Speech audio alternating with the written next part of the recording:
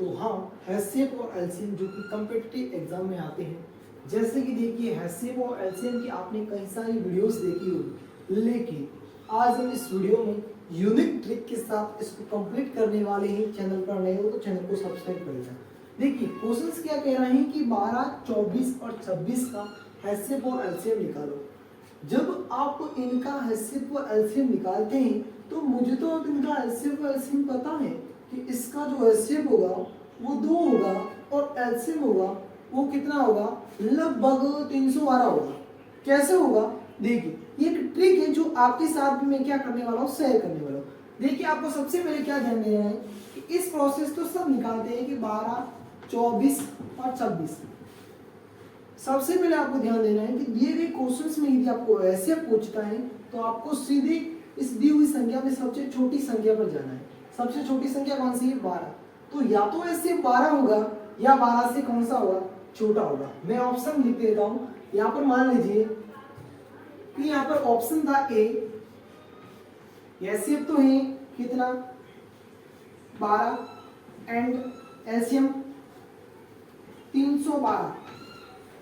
दूसरा ऑप्शन कह रहा है कि मैं बी ऑप्शन कह दे कि भाई HCF तो है अपना कितना 2 और LCM है 312। या फिर कह सकूं HCF तो है 6 और LCM है 200। या फिर डी नंबर ऑप्शन है, उसमें कह दो कि हमारा HCF तो है 8 और ये कर दो 206। क्या हुआ कि यदि आपको ये कॉम्पिटिटिव एग्जाम में चतुर्थ श्रेणी भर्ती परीक्षा में क्वेश्चन आ गया 12, 24, 26 का HCF LCM निकालो, तो यहाँ पर आपके सामने ऑप्शन होगा 12, 312 या फिर 2 एंड ये तो है यहाँ पर HCF और ये LCM। तो आप इसमें से कौन सा राइट आंसर होगा। तो जहाँ तक मुझे पता है कि मुझे तो पता है कि HCF कितना है, यहाँ पर HCF में 2 होगा और LCM कितना होगा 312 होगा। कितना होगा 312 होगा। ये किस ट्रिक से किया, सबसे पहले तो मैंने इस ट्रिक का फॉलो किया। किस ट्रिक को कि दिए हुए क्वेश्चंस में आपको उस संख्या को क्या करना है, आपको उस संख्या को फोकस करना है। HCF की निकालना है तो दी हुई संख्या में सबसे छोटी संख्या पर फोकस करना है। तो यहाँ पर छोटी संख्या कौन सी, 12। तो या तो HCF 12 होगा या 12 से छोटा होगा। तो दी हुई संख्या में देखो सब यहाँ पर तो डी ऑप्शन और चारों ही ऑप्शन मिलते जुलते, 12 भी है और 12 से सब छोटे भी हैं। तो अब तो हमारा मामला फंस गया। अब नेक्स्ट कि LCM का क्या रोल है कि दी हुई संख्या में या तो बड़ा, जो बड़ी संख्या है 26, या तो 26 होगा या 26 से क्या होगा, बड़ा होगा। तो 26 से बड़ा लगभग सभी है यहाँ पर। ये तो मामला नहीं बैठ रहा, तो मामला कौन सा बैठेगा। देखिए सबसे पहले आपको क्या लगा रहेगा, 12, 24 और 26 को एक साथ लिखना है। और ये किसके पाड़े में आते हैं, तीनों ही 2 के पाड़े में आते हैं। 2, 3, 12, 2 का पाड़ा 12 और बोलते 24 और ये आता है 13 बार। अब ये तीनों ही किसी एक के पाड़े में नहीं आते तो हमारा जो HCF हो जाएगा वो क्या हो जाएगा, 2। समझ में आई मेरी बात, यहाँ तक क्लियर है। HCF का रोल है कि दी हुई संख्या में तीनों में भाग जाना चाहिए 1 का। जैसे कि 2 का भाग 12 में भी जा रहा है, 24 में भी जा रहा है, 26 में भी जा रहा है। 2 का भाग 6 में जा रहा है, 12 में जा रहा है लेकिन 13 में नहीं जा रहा।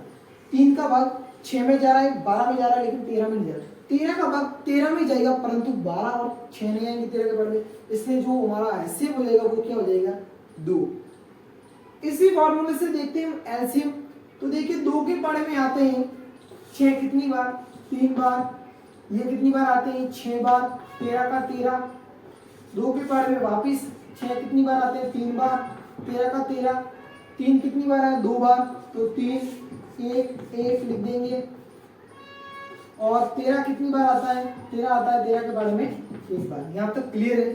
तो 13 एकम 13, 13 का पारा 3 बार बोलेंगे कितना आ जाएगा, 13 एकम 13, 24, 13 दिया 39। कितना आ गया, 39। तो यहाँ पर लिखते हैं 39 मल्टीप्लाई 2 दूनी 4, 4 दूनी 8, 39 इंटू कितना करेंगे 8 तो 72। कितना आ जाएगा, 72 का 2 हासिल 1 लग जाएगा और यहाँ पर आप 24 और क्या कर देंगे 7 लग गया। कितना हासिल, कितना लगे 7। यहाँ पर देखिए 8 9 72, 72 का 2 हासिल लगी 7, 24 और कितने हो गए 7, 31। तो ये क्या होगा 312 हमारा आ गया LCM। इस प्रोसेस से क्या निकाल सकते हैं एचसीएफ और एलसीएम। मान लीजिए आपके सामने एग्जाम में क्या होगा कि एग्जाम में आपको ऑप्शन में, जैसे कि मान लो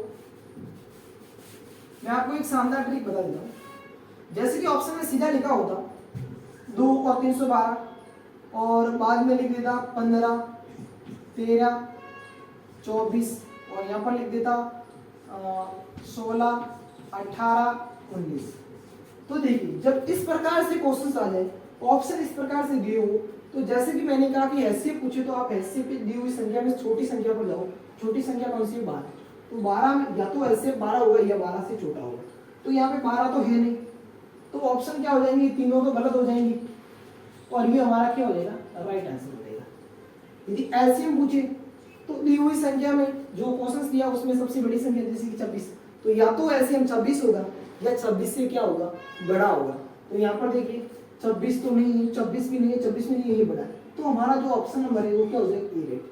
कहने का मतलब ये है कि दिए हुए क्वेश्चंस में जो संख्या छोटी है या तो ऐसे वो छोटी संख्या होगी या उससे छोटी होगी लेकिन उससे बड़ी नहीं होगी। एलसीएम कहता है कि सबसे दिए हुए क्वेश्चंस में सबसे बड़ी संख्या वही एलसीएम होगी या फिर उससे बड़ी होगी, उससे छोटी नहीं होगी। तो ये एक तो ऑप्शन पहचानने की ट्रिक होगी। नेक्स्ट ट्रिक क्या है? जब भी आपको छोटी से छोटी पूछे तो आपको एलसीएम निकालना है, और जब भी आपको नहीं सॉरी छोटी से छोटी पूछे तो आपको एलसीएम निकालना है, और बड़ी से बड़ी पूछे तो आपको क्या निकालना है? बड़ी से बड़ी पूछे तो आपको क्या निकालना है? एलसीएम निकालना है। तो ये बात आपको कॉमन सेंस की याद रखनी है। और इसके अलावा आपको जो मान लीजिए आपको दो संख्याएं दी हुई कि जिसके आपको दो संख्या दी हुई है, जैसे कि मान लीजिए क्वेश्चन से जैसे कि पहली संख्या दी हुई ए, कितनी दे दी? हमारे पहली संख्या ए है वो ए दे दी, और दूसरी संख्या है बी, वो क्या दे दी? बी दे दी। तो इसका जो सूत्र होता है वो क्या होता है? ए इंटू बी बराबर होती है एलसीएम इंटू एलसीएम बी।